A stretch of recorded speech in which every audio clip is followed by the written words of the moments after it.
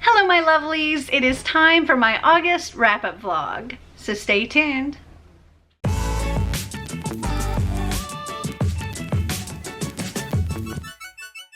So it is Sunday, August 14th, and I have completed 3 books. I would have liked to have completed more because it's now like the middle of the month, but I haven't. But I think in the first week I did Sisters of the Resistance by Christine Wells. This is one of my Once Upon a Book Club boxes. I will link the vlog up here because I went through and I unboxed all the gifts as I was reading it. But this was the only book that I read in that first week. Yeah. This one I gave, I think, 2.5 stars. 2 or 2.5 stars, I can't remember. I'm just gonna say 2 stars. It was okay.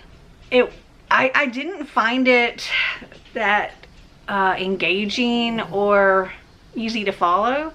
Normally I do like historical fiction. This follows 2 sisters during World War II, and one of them is working for this rebellion, and Catherine Dior, Christian Dior's sister, she's part of this whole spy network, and one of the sisters is recruited into this spy network. Actually, both of them are in different ways, and neither one of them know that the other is.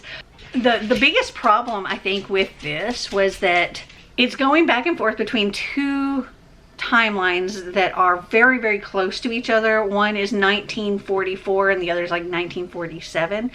And it's going back and forth between the 2 sisters, and it gets very, very confusing. So it was okay. It wasn't the like worst book ever. I probably would say this is more like a 2.5 actually.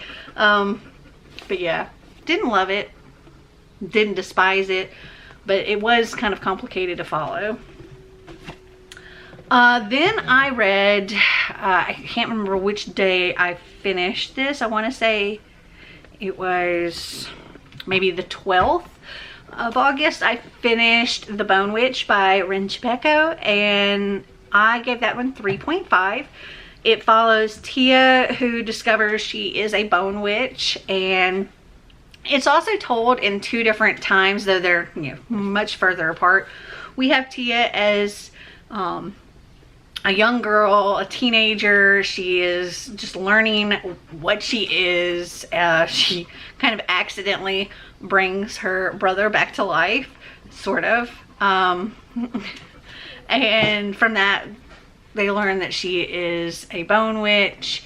And in order to kind of improve her life and to help her kingdom, she is to go and train with Michaela, who I think is the only other bone witch around. And Michaela, she's needing somebody to take over too because she's getting weaker. And it's told between like this time when Tia is young and training and all of that, and also later when she's older and darker and things seem a bit more sinister. And she has this person, she calls him Bard. He is a storyteller, and she is telling her story to him so that he can share her story with the world. So it's going back and forth between then and now, and I very much enjoyed it. I don't think I'll, you know, read it again. I don't think. But I had a fun time. I was listening to the audiobook. I got it on Libby. And yeah, 3.5. And then today, and as I said, it's the 14th, I finished the 2nd book in this trilogy, which is called The Heart Forger. So Tia's mentor, Michaela, she, as a young girl, gave her heart away, and she has become weaker and weaker over time because of not having her heart stone. And so Tia, she wants to help recover Michaela's heart stone, and many people have tried over the years to help Michaela find her heart stone. The king had it, and he refused to tell anybody where it was. And even in death, when they raise him, trying to get answers, he won't say where it is. And that's just one part of like what's going on in this story. There's much more. And like Tia is learning more abilities and getting maybe a little darker. Things are getting a little more complicated. There's love interest involved.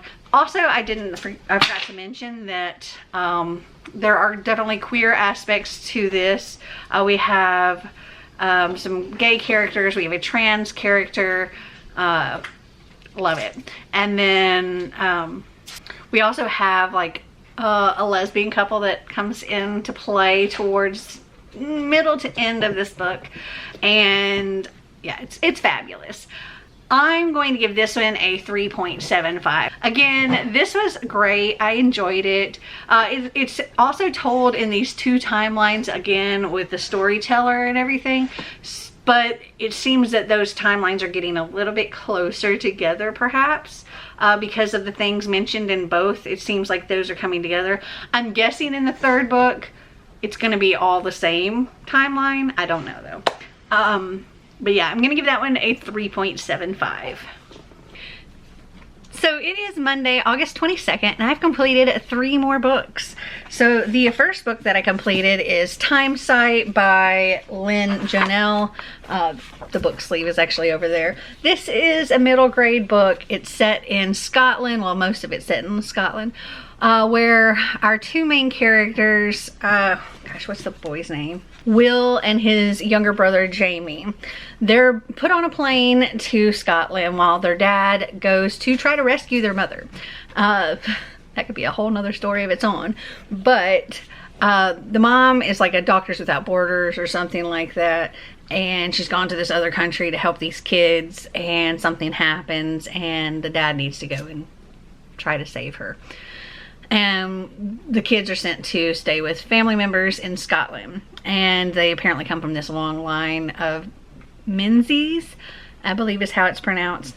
Maybe, I don't know.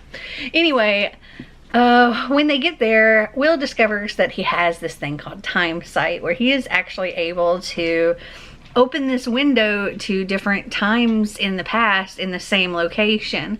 And they get to see things like the Romans and the Picts and these different wars. They get to see just all kinds of really cool things in history, and they definitely get into some issues. It starts out with his younger brother Jamie finding his way, like getting through this window and going into this time in the past, and then kind of getting stuck, and Will trying to figure out how to get back to him and bring him back to the right time. And then of course, you know, they get one saved, and then the dog gets in there and they got to save the dog. And yeah, and then they get the dog and they got to do something. It's just one thing after another, and it's so much fun. I actually looked online to see if this was part of a series, because I would have definitely wanted to continue reading more from this, but apparently this is just a standalone. But it was so much fun, and I give it 4 stars. Also, yesterday I finished Break the Glass, an essay by Rachel Edwards. This is, it's about her, well, it's about mental health mostly. And she talks about like her dad having this mental breakdown and how it affected her life. And then later her having this mental breakdown and how she dealt with it. And just like ways of dealing with certain things when it comes to your mental health, and also ways to ask for help and resources and all of that. And I give this 5 stars. It was fabulous. And then I read Saga Volume 1 by Brian K. Vaughan and Fiona Staples, and I don't really know what I was expecting going in. I know everybody seemed to love it, and I didn't really see the draw, I guess, to this series before, but I got it just because everybody has raved about it. And actually Kaylani got it for me when I was there visiting her, and I freaking loved it. It's so good. I totally get it. there's a planet and this moon, and they're at war with each other. She's from the planet, he's from the moon, and they've fallen in love and they're trying to like run away. They have a kid together and they just want to live their lives, but they've got people hunting them, and there's action and adventure and blood and gore and sexy times and an amazing sense of humor throughout. And I just had such a good time reading it. I didn't want to put it down. I devoured it in like no time, and I can't wait to continue reading this series. I understand why everybody loves it. It is fantastic. So I give it 5 stars.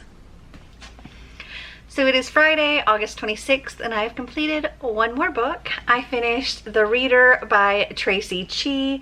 This was a reread for me. I give it 4 stars. I think I gave it 5 stars last time, but I think I'm going to give it 4 stars this time. I still very, very much enjoyed it, but it didn't feel like that 5-star feeling this time around. If you don't know, The Reader is about... We have this girl named Sephia whose parents have been murdered, and she's been living with her aunt, and now her aunt has been kidnapped, and the only thing that she has to hold on to anybody is this book that her parents left her. And in secret and in play, her parents actually taught her how to read. Now, in the world that she lives in, books are not really a thing anymore, and people don't know how to read or anything like that, or write. And so this is quite the skill she has, being able to read. And there's something very special about this book, and it's told in like multiple timelines and multiple formats. So we have the current timeline, then we have a time in the past that I can't really talk too much about because I don't want to spoil anything, but it's a story of this librarian, or a librarian's apprentice, and an assassin. And then we have the actual book, and we get to see pages from the book in here, and that story and what's actually happening with Sephia kind of start blending together, and she meets people that she's read about in this book. And it was really interesting. Plus there's like a little secret code in here and all kinds of stuff, and it was just fun. And yeah, I'm looking forward to reading The Speaker next. So yeah, 4 stars. It is Saturday, August 27th, and yesterday I completed one more book. So I finished Cold by Mariko Tamaki. This is really short. It's like 200 and something pages, and this is the story about a gay boy's death. And it's told in 2 perspectives. So we have Todd, and right from the very beginning, he's a ghost, and he's hovering over his body, and he's found naked, dead in a dog park. And he's kind of following along with the investigation, you know, with the police and his family and other people, and seeing it from this view. And then there's Georgia, who actually remembers seeing Todd somewhere he shouldn't have been. And I very much enjoyed it. And yeah, I'm gonna give this one 3.5 stars. And this is very, very queer. Like, there are a lot of queer characters in here, and I just thought it was great.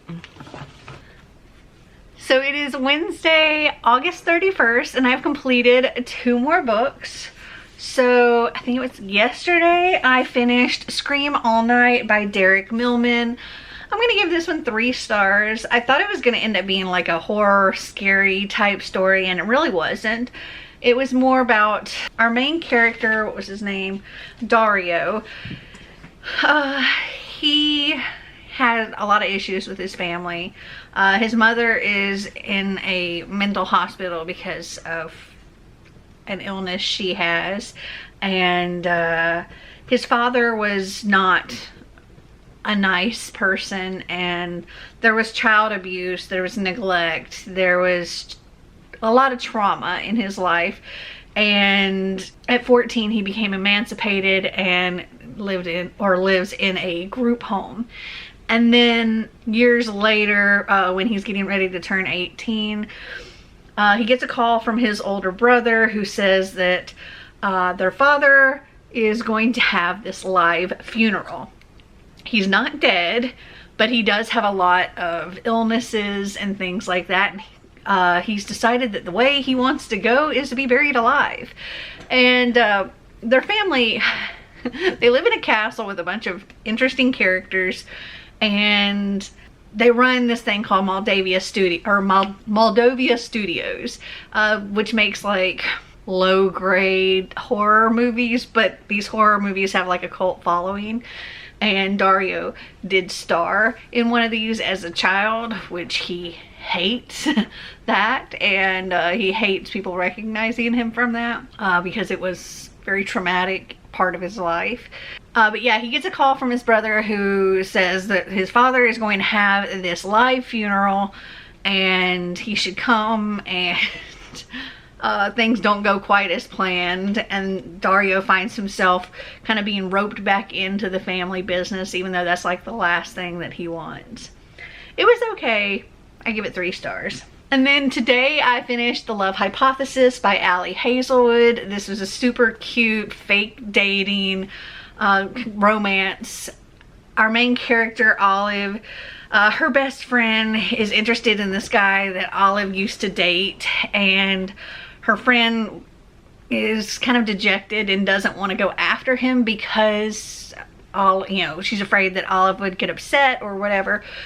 So Olive kind of concocts this fake dating relationship with a professor, and well, you know how these fake dating things go. People start getting real feelings, and this was super cute. They're also in this college setting, Stanford. She's a PhD student and he is a professor. Not her professor, but he is a professor, and she's working on trying to do research for pancreatic cancer. Anyway, I give this 4 stars. I thought it was super cute and I had a lot of fun reading it.